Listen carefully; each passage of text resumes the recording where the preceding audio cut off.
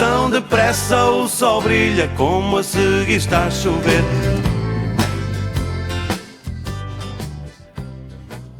Boa tarde a todos, vamos dar início a mais um episódio do nosso podcast Tão depressa o sol brilha, como a seguir está a chover. Por acaso não sei se já vos tinha dito o título, agora que me lembrei. Não. Nós hoje estamos aqui muito bem representados, temos 3 convidados especiais. Uma delas é a Tânia Diniz, psicóloga, também faz acompanhamento no âmbito de vítimas de violência doméstica no seu trabalho da Cruz Vermelha de Águeda, não é? Exato. Para além disso, faz acompanhamento privado de consulta de psicologia. Muito bem. Depois temos 2 meninas jovens do 9º ano, 14 anos, fazem parte do clube de debate no agrupamento de escolas Oliveira Júnior. É a Ana e a Inês. Sim, ok? Sim. E então, vamos começar. Se calhar vamos começar por definir o que é o afeto. Ok.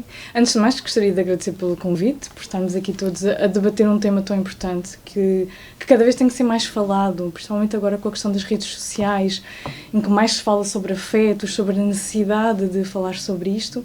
O afeto é uma motivação para o carinho, uma motivação intrínseca para estar com outra pessoa, mas também para estar connosco.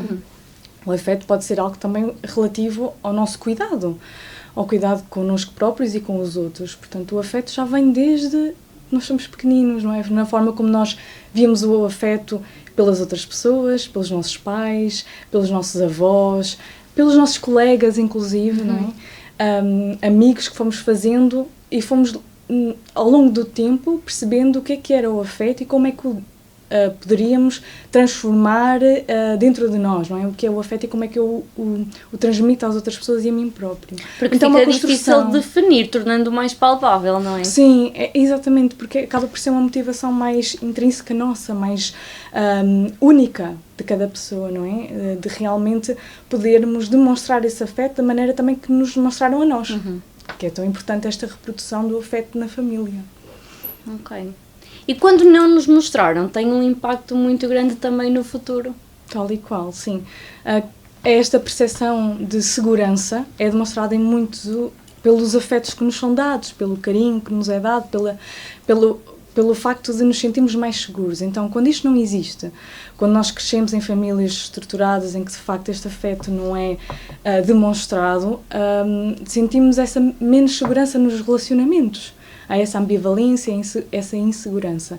E, portanto, daí o acompanhamento psicológico ser tão importante para nós próprios conseguirmos, para nós, ir desenvolvendo esse afeto. Esse afeto que talvez não tínhamos tido e que não saibamos como demonstrá-lo a nós e aos outros. Então, esta construção do afeto também é possível de fazer mesmo que não o tínhamos tido na nossa infância. Ou seja, ele pode ser apreendido mais tarde. Sim, pode ser apreendido. Claro que depois é mais difícil, como é óbvio, porque já estamos moldados de uma certa maneira, mas é possível, através deste acompanhamento, através do acompanhamento psicológico, da procura por nos tornarmos numa melhor versão nossa, e isso pode incluir os afetos.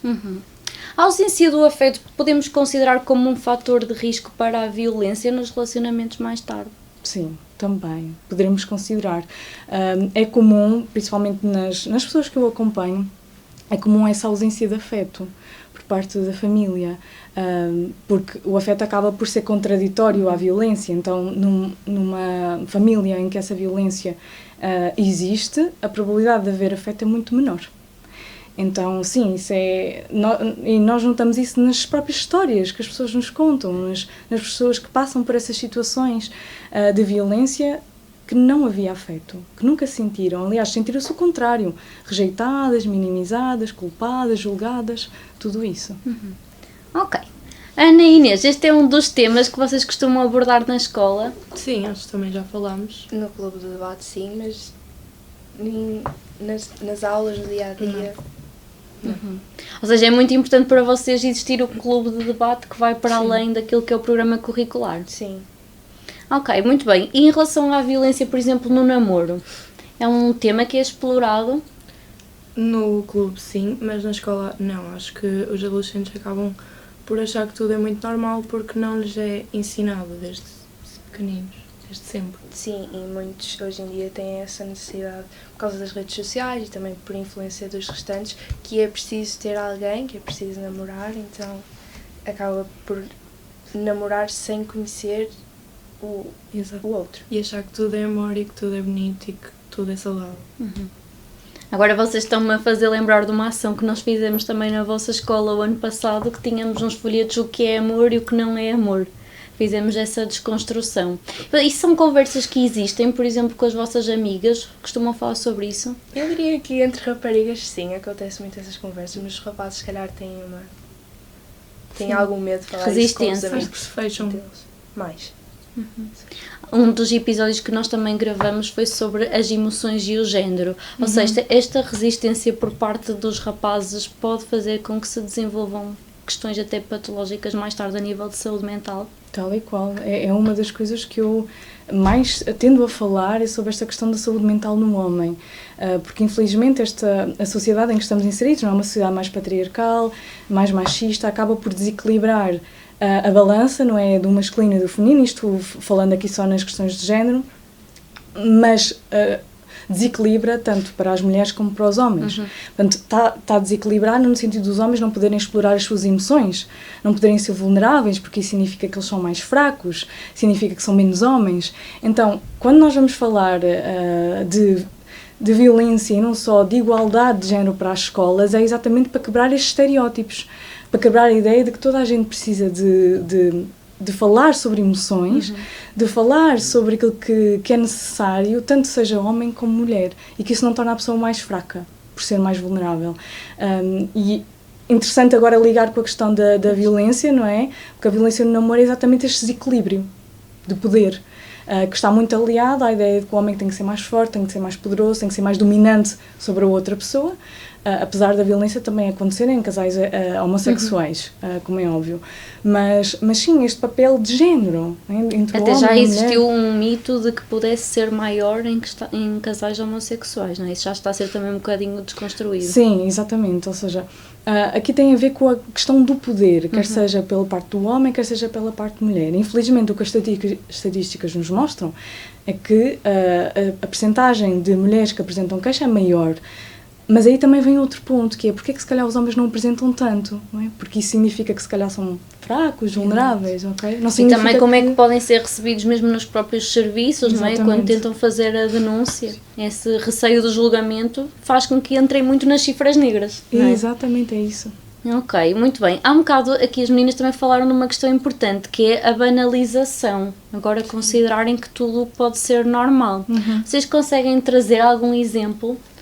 Eu acho que uma forma de violência também que é muito normalizada agora nos adolescentes é o controle, controlar com quem é que a pessoa fala, controlar as redes sociais, e acho que os adolescentes normalizam muito isso, porque agora ver o telemóvel do parceiro e impedir que ele tenha tal rede social porque está a falar com tal pessoa que eu não gosto é muito banalizado. E não era suposto. Pois, porque é uma forma violenta. Ok. Eu até posso, eu trouxe aqui um estudo que eu achei que fosse interessante também divulgar aqui, que é um estudo que foi apresentado, é um estudo nacional, portanto realizado no âmbito da violência no namoro e foi agora apresentado em 2025, portanto é recente, da UMAR, que é a União de Mulheres Alternativa e Resposta. Portanto teve cerca de 6.700 jovens a participar, a média de idade por volta dos 15, e que nos vai aqui alertar. Todos os anos este inquérito é realizado, mas mais uma vez nos veio alertar para a necessidade de ir às escolas, para a necessidade de estar junto dos jovens e falar sobre estas questões da igualdade de género. Então, o que é que vou relatar aqui o que é que os principais resultados. Então, cerca de 63,6% não identificam o controle como a violência no namoro. 63%. Portanto, é uma grande percentagem. O controle, em primeiro lugar, como vocês indicaram muito bem. 35% a perseguição, portanto, consideram que a perseguição não é uma forma de violência no namoro. 35% violência psicológica, também não identificam como violência no namoro. 34% a violência sexual, que é bastante alarmante e que é tão necessário falar sobre isto. É um número bastante expressivo. É mesmo.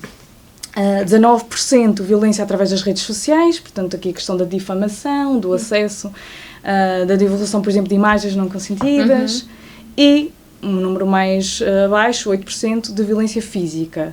Isto também nos mostra esta questão da diferença entre violência física e violência psicológica e verbal. A ideia de que a violência é só quando é física, então não é tão banalizado, não é? Comparado com o controle e com o resto. Mas considero que, de facto, este controle e a perseguição e que a violência psicológica e sexual é alarmante. De facto, estes dados. E em relação à violência física, estará aí incluída aquelas situações isoladas, ou seja, agressões que aconteceram de forma pontual, será que as pessoas não consideram como relevantes? Interessante, por acaso não tenho a certeza se isso está escrito no estudo, não tenho aqui os dados. Mas é interessante que quando nós vamos às escolas também para falar sobre este tema, é uma das coisas que perguntamos. Pois. Se acontecer uma única vez, quer seja um episódio de violência física ou psicológica, uma única vez, é considerado violência doméstica no sentido de violência no amor, crime? As pessoas ainda têm dúvidas, os jovens ainda têm dúvidas, se de facto é, e é. Basta haver um único episódio que já é considerado violência. E isso também é importante desmistificar. E essa questão do enquadramento legal também pode ser importante, ou seja, Muito nós importante. às vezes pensamos, calhar, não é, na comunidade, que só a violência que ocorre dentro de casa é que é considerada crime, mas a violência no namoro, podem ser pessoas que não vivem nas mesmas casas, deve na mesma ser penalizado. Exatamente.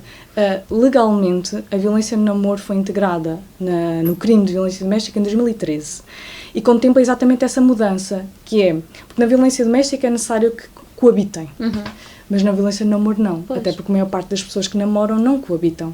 Então não fazia sentido ter essa condição.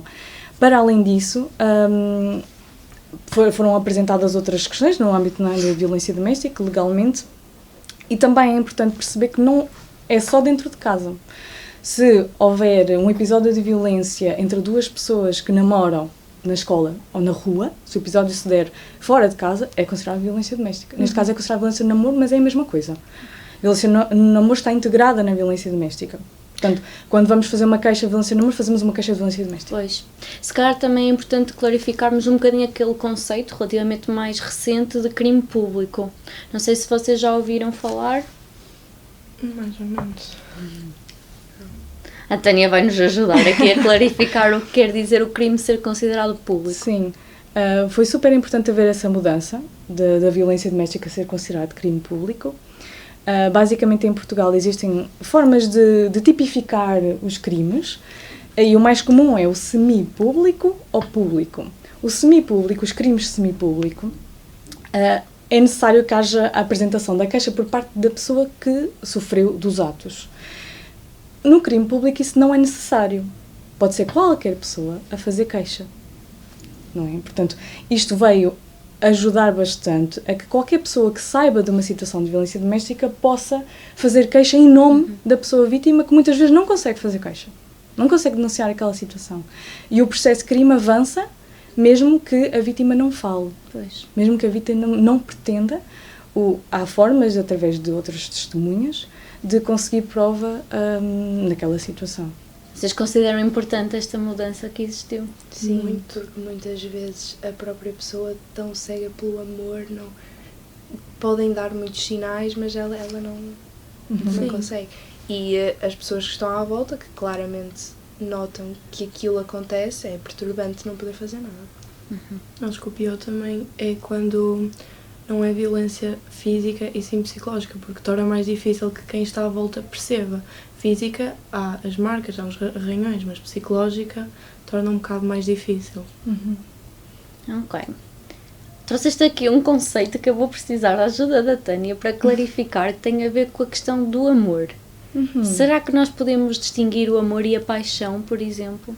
Ok. Paixão é mais aquela fase inicial, não é? De desejo de estar com outra pessoa, de descoberta de quem é que a pessoa é, o que é que ela gosta, de que forma é que nós podemos unir-nos enquanto casal, não é? Isto falando numa relação amorosa. O amor é algo que mais que se vai desenvolvendo a partir dessa paixão, não é? Algo que se constrói e as relações têm que ser construídas na base do respeito, da confiança, da partilha, da transparência. Existem alguns estudos que mostram que nós não poderíamos viver sob um estado de paixão durante imenso tempo, porque isso poderia nos causar perigos, podermos ter acidentes, porque toda aquela que é a nossa percepção, a concentração também fica alterada, não é? Como se nós vivêssemos num estado que não desse para depois sermos produtivos, sermos... Sim. É um estado mais de euforia, Sim. não é? De descoberta, de curiosidade, na descoberta daquela pessoa e da própria relação. Portanto, é normal que a paixão vá alterando com o tempo que conhecemos a pessoa para um amor, para algo mais claro e duradouro. Ok. Vocês já tinham pensado sobre isso? Eu já. Por acaso já conversámos um bocado sobre. Muito bem. Adoro que as meninas conversam muito.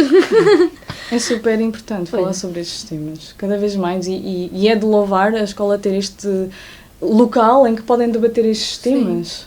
Eu acho que as meninas também entre si, as raparigas, falam mais abertamente sobre relações e esse tipo de coisas. Exatamente por esta ideia também cultural, não é? De que as mulheres podem falar sobre isto, mas os homens já não podem, porque é aquela ideia de eu tenho que ser forte, não vou falar de uma coisa vulnerável, não vou abrir-me com os meus amigos sobre isto, o que é que eles vão achar de mim, o que é que eles vão pensar. Exato. O que é totalmente errado. Exatamente. Na tipologia da violência no namoro, estas diferenças de género também existem?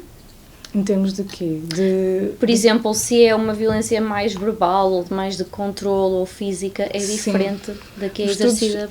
Os estudos têm indicado que sim, em termos de quando são as raparigas, não é, a fazer aos rapazes, tende a ser mais violência psicológica. Ao contrário, tende a ser psicológica e física, mas não usam tanto a questão física, as raparigas que fazem violência. Talvez por esta questão também biológica, não é? De diferentes forças, claro que isto também depende de pessoa para pessoa, claro que as raparigas têm mais força do que os rapazes, mas por esta questão biológica e cultural também. E também da ideia de que se bater já é considerado violência, mas enquanto eu só chamar nomes, não é? Entre aspas, só chamar nomes ou só proibir, parece que não é tão mau. Muitas vezes aparece esse só nas frases, mesmo em relação à violência física, ou seja, só me deu um estalo, por exemplo. Sim, e isso contribui para a banalização e para a normalização daquele ato, que não deve ser normalizado nem banalizado, como é óbvio.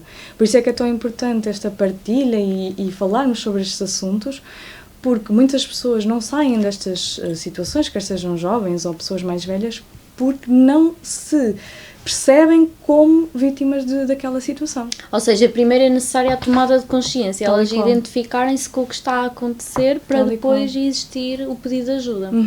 Sim, porque muitas vezes quando, por acaso não é, acabam por falar sobre isso com algum amigo ou alguma amiga e depois essa pessoa até alerta de que isso é violência, que é importante, não é, sair daquela relação, a pessoa pode ainda ficar até às vezes mais desconfiada, não é?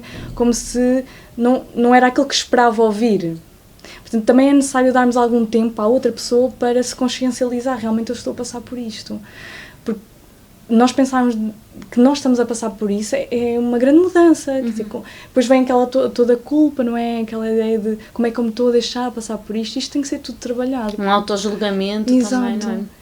Se calhar é importante também passarmos aqui alguma mensagem para os amigos dessa pessoa, ou seja, a rede de suporte que ela tenha, porque às vezes os amigos podem ter aquela ansiedade tão grande de ajudar, não é? Que acabam por não respeitar esse tempo que a Tânia estava a falar, o ritmo necessário. Isso mesmo. Podendo até surgir o efeito contrário, que é os amigos afastarem-se, ou a vítima afastar-se dos amigos e perpetuar na relação. Exatamente. É importante ir sensibilizando a pessoa, não é? Se alguém nos contar isso, primeiro, dizer que estamos lá para o que a pessoa necessitar, que ainda bem que contou. Olha, ainda bem que me contaste isso. Fico muito feliz. Não sei o que dizer, porque às vezes nós não sabemos o que dizer, não é? Não sei o que dizer, mas obrigada por teres-me dito isso. Agradecer pela confiança que depositou, não é? Porque às vezes a única coisa que a pessoa quer sentir é isso. É que alguém a está a ouvir. Às vezes não quer propriamente uma solução. Pois. Só quer ser ouvida. Então podemos perguntar isso. Olha, em que é que eu te posso ajudar? Sei que isso...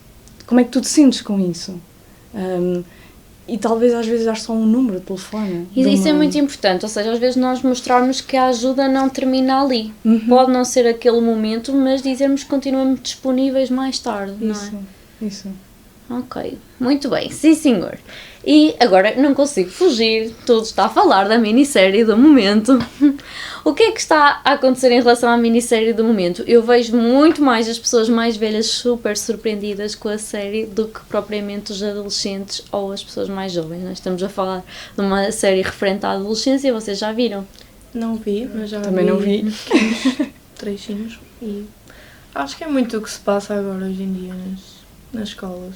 Porquê é que vocês sentem que, pronto, aqui para contextualizar um bocadinho, é uma série que desperta para estas questões todas das redes sociais, do facto das crianças estarem muito isoladas nos seus quartos e depois acabou por acontecer, pronto, um fenómeno de violência considerado crime. Então, eu senti os pais todos muito mais ansiosos com isso do que, ou seja, a série está-se a tornar um fenómeno muito mais pelos pais. Os pais de adolescentes têm verbalizado que não conseguem dormir depois de ter assistido à série e tudo mais, do que dos próprios adolescentes. Será que isto demonstra realmente a distância do que está a acontecer? Porque é que parece uma realidade mais próxima para a faixa etária que está a viver? Sim, primeiro eu já tinha ouvido falar da série, mas ainda não tive a oportunidade de ver, mas sem dúvida que quero ver, está na minha lista para ver. E ainda bem que fizeram essa série para que despertasse esta consciência e que se falasse sobre esses assuntos que são tão No importantes. dia que foi lançada teve logo 1 milhão de visualizações, ou seja, está aqui a despertar uma curiosidade muito grande. Mas ainda bem que estas séries existem e que isto é falado, porque só a falar sobre as questões é que se consegue chegar a um debate, a um consenso, a ideias, não é? A troca de ideias. Então, não me surpreende o facto de os jovens terem percebido a mensagem, não é? Porque se calhar é uma realidade que está mais próxima dos jovens, não é? Sabem que isto acontece. E se calhar as faixas etárias, não é? Dos pais, dos avós também, se calhar não têm tanta noção do que é que se passa de facto na internet, o que é que está do outro lado, o que é que pode estar ou o que é que pode vir a estar. E quando nós damos o telemóvel ou o computador a uma criança, nós não sabemos o que é que estamos a dar. A menos que tenha supervisão, nós não sabemos o que é que poderá estar do outro Que é lado. uma possibilidade, existir Claro, supervisão exatamente. parental através dos telemóveis. Exato. E é necessária, porque tal como nós não deixamos as nossas crianças sair à rua e deixá-las simplesmente e regressam no final do dia, não é? Isto não é plausível, porque não sabem o que é que vai encontrar durante o dia. O telemóvel é igual, a quantidade de coisas que eles podem aceder é chocante por vezes, não é? E um site facilmente se abre e eles veem coisas que não é suposto verem, ou acedem a coisas que não é suposto acederem. Então é super importante dar ferramentas adequadas ao próprio crescimento da criança e sempre com supervisão. E no fundo trazê-los para a informação, apesar que para os pais pode ter que parecer uma corrida mais rápida para acompanharem tudo o que está a acontecer a um ritmo tão intenso, porque a partir daí temos visto muitas publicações da GNR, da PSP, a tentar explicar o significado de determinados emojis utilizados. Pois foi, eu reparei nessa publicação, sim. E surge muito a partir deste momento em que se está a falar muito da internet e das crianças isoladas no quarto. Porque deixa-se ter controle sobre o que é que estão a fazer. Até podem não fazê-lo de propósito, não é? Porque nós estando no telemóvel aparecem-nos coisas. Nem sempre nós procuramos por elas. Mas não havendo esta consciência, estou a falar também de, se calhar, de crianças mais jovens, 10 anos, 8 anos, 6, que têm um telemóvel na mão. Então não há como controlar aquilo que eles acedem. E podem vir a ser coisas realmente muito graves. E é importante também desconstruir um bocadinho isto, que às vezes nós temos todos a ideia de que crianças mais sossegadas estão-se a portar melhor ou estão-se a desenvolver melhor. Como é que nós desconstruímos isto, não é? Acho que as crianças mais sossegadas são as que mais escondem coisas e também são as que, no fundo, cresceram com pais mais rígidos e por isso é que se calhar não têm tanta abertura com eles e se calhar um refúgio pode ter sido a internet. Então elas... E são as que podem fazer coisas muito piores na internet porque não têm tantos pais os pais a aconselhar. Então acabam por se perder um bocado no mundo do que é a internet e as redes sociais e os sites. Ok, então desmistificar um bocadinho isto, que é silêncio demais também pode ser um sinal de alerta, não é? Sem dúvida. Ok, muito bem. Então, e o que é que nós consideramos ser assim os principais fatores protetores? Basicamente, isto era quase pedir uma solução ideal que nós sabemos que não existe, porque isto é uma coisa que eu me tenho debatido muito. Nós vemos a nossa sociedade a evoluir, não é? As tecnologias também a desenvolverem-se, aparentemente tudo a caminhar no sentido de evolução aqui em Portugal, mas praticamente em todos os 14 de fevereiro abrimos as notícias e vemos os números da violência no amor sempre a aumentar. O que é que será que está a falhar? E sem dúvida que é importante falar, primeiro ponto, falar sobre estes assuntos. E agora vamos para novas eleições, então também temos a oportunidade de escolher as pessoas que realmente queremos neste âmbito, não é? Que são pró-direitos humanos, que é super importante na questão da igualdade, para ir às escolas falar sobre estes assuntos, então também é importante, nós próprios temos noção que podemos ter um papel ativo na escolha de quem estará, não é? A dar essas medidas, a pôr essas medidas no Parlamento. Entretanto, há um dado que eu gostava aqui também de trazer, que é essa relação de género, que entretanto nós acabamos por deixar um pouco mais de parte, mas acho que é importante também trazer, que é, neste estudo, os rapazes legitimam em maior percentagem todas as formas de violência do que as raparigas. Okay. Nesta questão também já tínhamos falado. E que 66% dos jovens diz já ter experienciado pelo menos um dos indicadores de violência. Portanto, mais de metade. Exatamente, é muito comum, quer seja rapazes como raparigas. Infelizmente é muito comum haver esta violência, quer seja por insultos durante as discussões, quer seja pela tal proibição de estar ou falar com amigos. Então, eu diria que aqui, em termos de fatores protetores, é o falar, o debater, principalmente nas famílias e nas escolas, que é onde mais estes adolescentes e crianças estão. A maior parte do tempo passam é na escola. Então temos que conseguir chegar a essas pessoas que educam as crianças e os adolescentes, os professores, os educadores, que fazem a trajetória da criança, para além de toda a família, que também é super importante debater e permitir que a criança fale sobre estes assuntos. Porque mesmo que vamos às escolas e depois consigamos falar sobre isto e a criança vai para casa e diz na escola falei sobre isto e isto, e depois é completamente, às vezes até castigada porque não pode ter aquele tipo de discurso, não é? Por isso é que a atuação tem que ser em todas as vertentes. Pois, era isso que eu ia dizer, porque nós estamos aqui a falar do papel muito relevante dos professores, não é? E a estimular para que façam parte neste sentido, mas às vezes o facto de queremos tanto envolver os professores não pode depois parecer com que os pais se sintam desresponsabilizados, ou seja, a educação das crianças fica apenas a cargo dos professores. Daí ser tão importante ambos. O sistema todo. O sistema, exatamente. Porque se também estivermos só a falar na questão da família, depois também chega à escola e está disruptivo, Pois. também não faz sentido, principalmente porque passam lá a maior parte do tempo. Então, claro que isto é uma questão societal, não é? É quase uma utopia estar a dizer que o ideal era estar em todo o lado. Claro que isso é onde queremos chegar. E se caminharmos nesse sentido, acredito que cada vez vão haver mais propostas para que um dia lá cheguemos.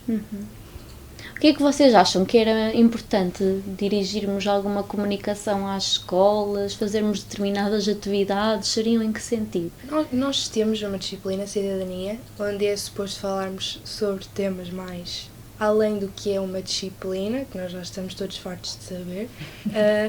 E nessas aulas, por exemplo, na nossa turma, pelo menos, nós não falamos sobre esse assunto, ou nós vemos um filme relacionado, mas nunca há aquela conversa e disputa de opiniões e nós acabamos por sair da aula a saber o que sabíamos no início, o que é errado e se calhar talvez se os professores tivessem algum tipo de formação nesse assunto seria Ou até melhor. trazer um psicólogo.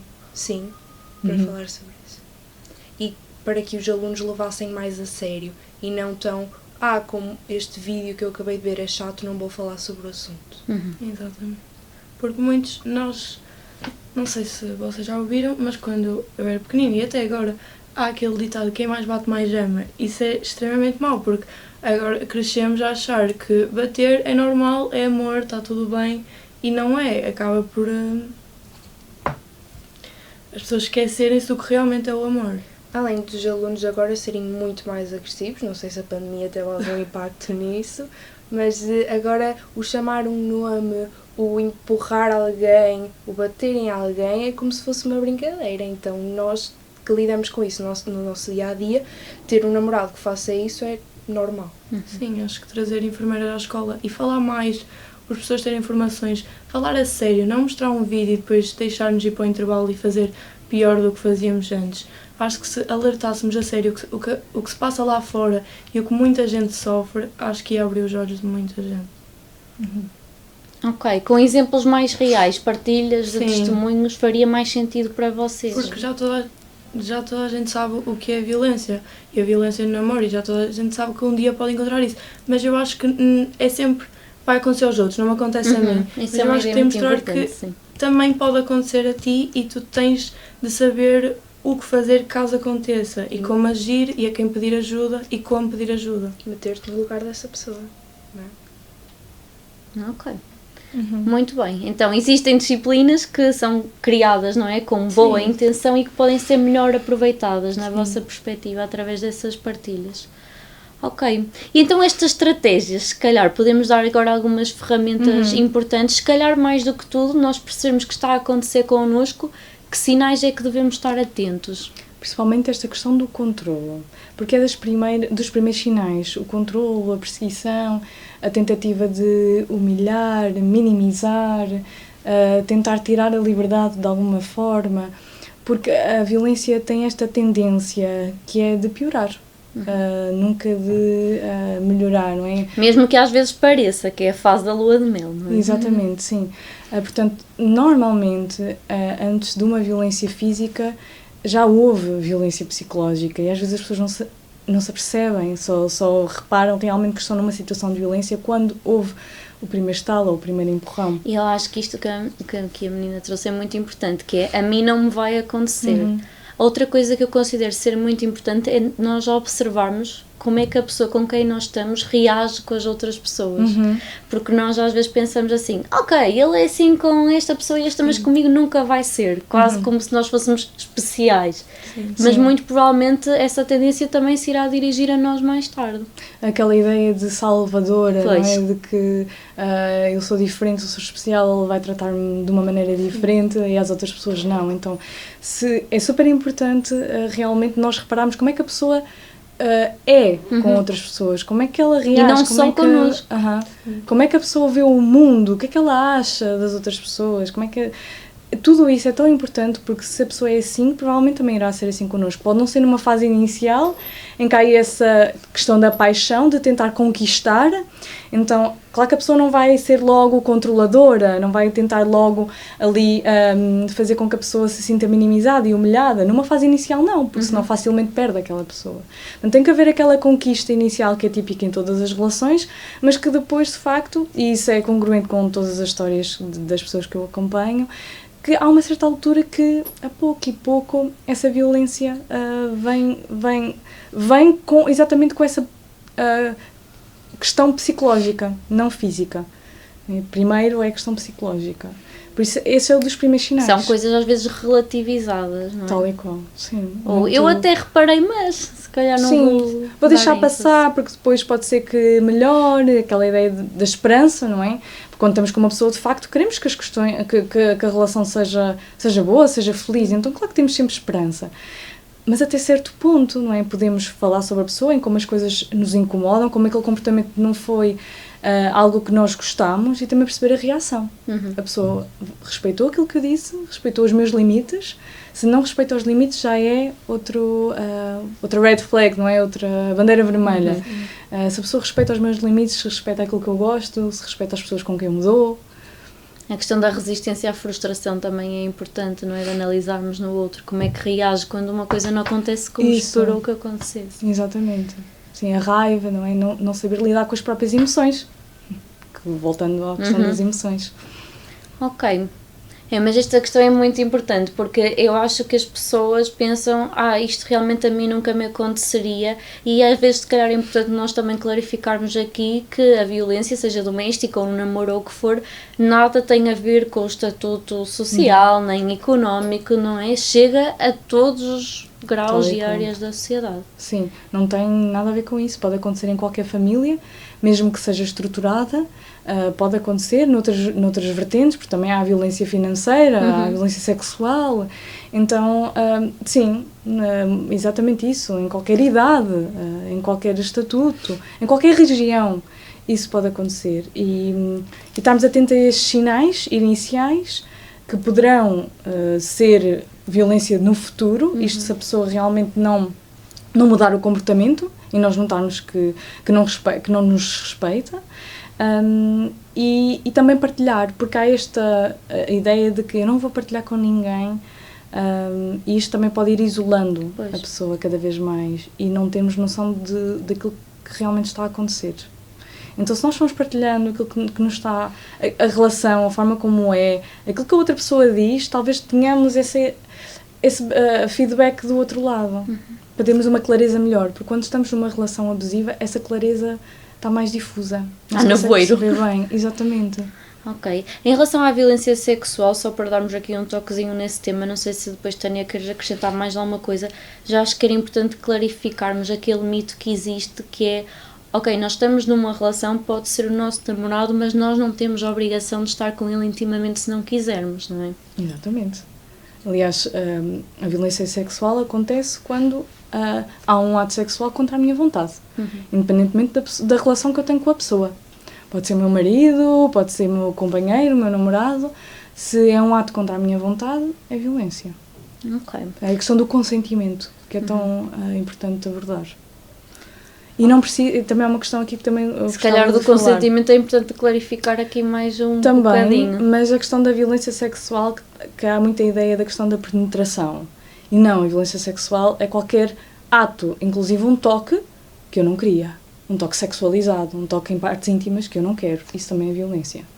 Não é só aquela questão mais do ato em si, que isso também é importante considerar. E o que é que pode ser considerado consentimento? Porque às vezes ainda há muito esta dúvida, que é o consentimento tem que ser verbal e eu tenho que se ouvir a dizer que não, ou o consentimento pode ser demonstrado de outra forma? O consentimento é uma linha muito ténue. Fininha, muito fininha. Exatamente. E há aquela ideia de que se a pessoa não disse nada é porque consente. Pois. E não é. Porque, por exemplo, sabe, eu faço sempre esta metáfora que é interessante. Se eu perguntar a alguém, queres ir jantar fora, e a pessoa não me disser nada, eu não posso só achar que a pessoa quer. Pois. Porque ela não disse nada. Então eu não sei se quer ou não quer. E parece muito banal fazer esta analogia, mas é mesmo isto. Que é se num ato íntimo, não é, sexual, a pessoa não estiver a falar, não estiver a dizer nada, eu não posso assumir que a pessoa está a querer. Eu tenho que saber mesmo, eu tenho que perguntar. Sentes-te desconfortável ou sentes desconfortável? Queres seguir, não queres seguir? E um sim ou um não. E se é um não sei, é um não. Pois. Porque se é um não sei, há dúvida. Não há uma certeza.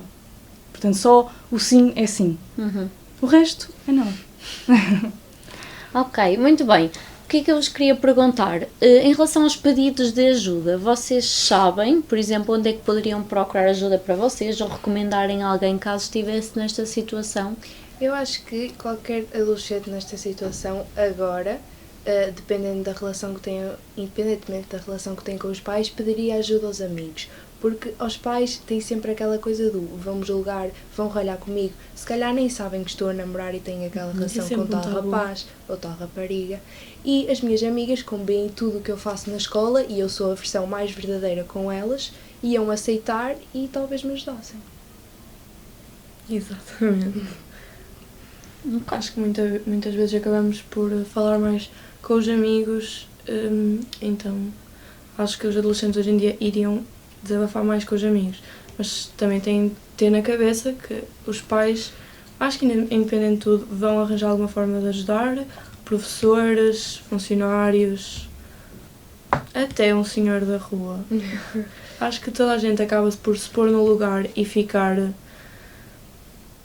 pôr-se no lugar da pessoa e realmente perceber que se fosse ela não iria gostar, então acaba por arranjar a forma de ajudar. Os adolescentes estão muito perdidos neste assunto, mas os mais velhos acredito que não estejam, então acho que caso peçam ajuda, caso queiram pedir ajuda, peçam a alguém que possa saber. Para mim é os mais velhos, os que já vivem há mais tempo e têm mais indicações do que nós podemos depois fazer.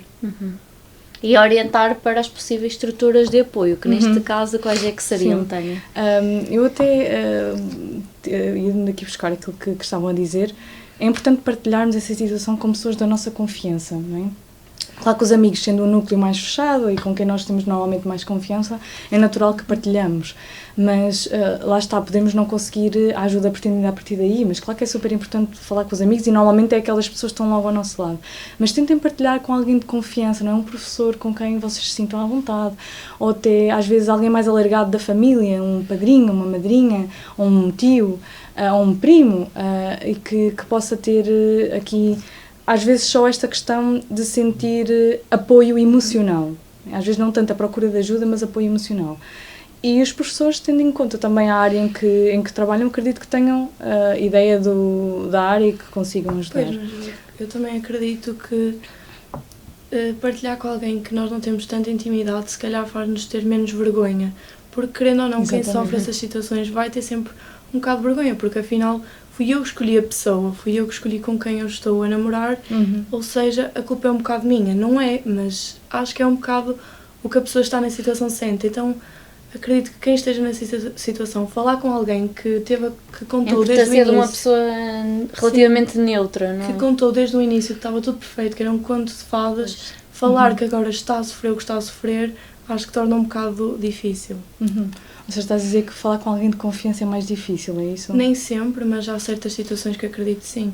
Porque se eu estiver a contar à minha amiga que estou num relacionamento perfeito e que é tudo muito giro, e depois ter a coragem de contar que afinal não é e que estou a passar os piores momentos da minha vida, acredito que seja um bocado difícil. Eu acho que isso até tem a ver, o que estás a trazer, com a questão de depois continuares a conviver com essa amiga em diferentes contextos. Quando eu digo pessoa de confiança, não tem que ser uma pessoa que fales sempre, ou que seja uma pessoa que saiba intimamente todos os teus segredos. Quando digo uma pessoa de confiança, pode ser um professor seja com quem por acaso nunca falaste. uma pessoa de referência, não tem que ser necessariamente de confiança íntima de toda a vossa vida. Exatamente, pode ser uma pessoa em que tu sentes que ao partilhar aquilo, que por acaso nunca partilhaste, é uma pessoa que tu podes confiar. Aquela tua história, aquela tua vivência e que te poderá ajudar no futuro. Okay? E claro, aqui entram as estruturas de apoio às vítimas, que existem em todo o Portugal. São mais de 200 estruturas que apoiam vítimas de violência doméstica adultas e, mais recentemente, surgiram as que apoiam crianças e jovens vítimas de violência doméstica. Isso inclui vítimas dos pais, não é? Que estejam a passar por crianças e jovens que sejam vítimas dos pais e das mães, não é? Dos familiares, mas também incluem crianças e jovens, neste caso mais jovens, não é? Que estejam numa situação de violência no namoro. Okay? Portanto, através do site da CIG, CIG, que é a Comissão para a Igualdade de Género, Comissão para a Cidadania e Igualdade de Género, conseguem encontrar facilmente, chama-se Guia de Recursos. Guia de Recursos CIG, facilmente conseguem encontrar todas as moradas, contactos das estruturas de apoio à vítima de Portugal. Portanto, até conseguem nesse site procurar pela vossa zona de residência e encontrarem. Então é um site que devia ser mais divulgado, mas que facilmente se consegue aceder. Às vezes é essa questão da divulgação que falha um bocadinho, não é? Exatamente, como a Inês tinha dito, nós temos as aulas de cidadania, fala-se disso, mas duvido que algum adolescente saiba o que é esse site e como usá-lo. Exatamente, sim. Pois, por exemplo, quando fui às escolas fiquei um bocadinho surpreendida porque ninguém conhecia que existia o Espaço Aurora. O Espaço Aurora existe dentro da Câmara Municipal de São João da Madeira, ou seja, uma estrutura local de apoio à vítima, totalmente gratuita, de apoio jurídico, social, psicológico, que é muito importante. Sim, esses recursos são gratuitos. Sim, e é muito importante realmente às vezes fazermos referência de que essas estruturas existem e que estão disponíveis para ajudar, não é? Porque o debate, não é? É claro que é importante haver essa... a disciplina de cidadania, não é? E ainda bem que foi criada, mas também é importante perceber se de facto está a ser usada para aquilo que foi criada. Sim. E debater os assuntos é tão ou mais importante, não é? Do que simplesmente passar um vídeo. Um vídeo pode ser complementar ao debate. Passar um vídeo, até pode ser uma história real. Um vídeo sem reflexão pode causar mais confusão do que se não tivessem visto o vídeo. É importante fazer uma reflexão no final de cada coisa a que se assiste, não é? Ok, muito bem. Então, se calhar agora terminávamos com uma mensagem final, não é? Tanto para adolescentes que possam estar a passar por uma situação destas ou não, e também para pais ou outros cuidadores. O que é que vocês gostariam aqui de trazer para encerrar a conversa? Pedir ajuda, falar com alguém do que é que se está a passar, aceitar que quando as pessoas dizem que é uma relação de violência, dar o tempo, pensar e realmente entender que é, não achar ela só está com inveja. Não. Pensar e pedir ajuda. Acho que pedir ajuda é a parte principal. Sim, aqui a mensagem também para os jovens de que se têm dúvidas no relacionamento que têm, então é porque alguma coisa de facto lhes está a colocar essas dúvidas. Não são dúvidas estúpidas ou banais. Não é? Eu acho que até é muito importante estarmos atentos aos sinais do nosso corpo, ou seja, quando o nosso corpo já demonstra algum desconforto, é para valorizar. Não é? Isso mesmo, não é? Não para acharmos que isto vai passar, ou eu é que se calhar estou a elaborar demasiado, ou a pensar demasiado sobre o assunto. Não, vamos respeitar-nos a nós também nesse aspecto, que se calhar eu tenho que partilhar isto para ver realmente se eu estou a pensar da maneira certa, ou se não. Então partilhem quando têm dúvidas, isso é o mais essencial, porque alguém há de vos dizer alguma coisa que vai ajudar. Sim, eu acho também dizer que a culpa não é delas, que não é só porque escolheram o namorado com questão que a culpa é delas.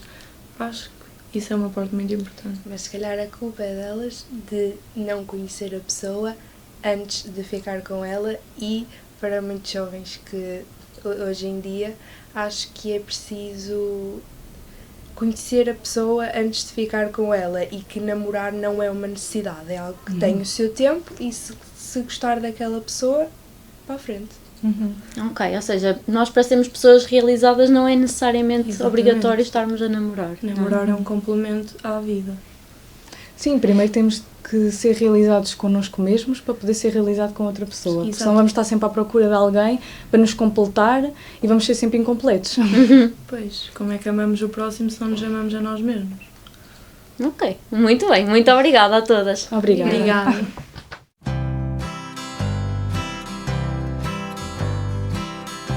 Tão depressa o sol brilha como a seguir está a chover.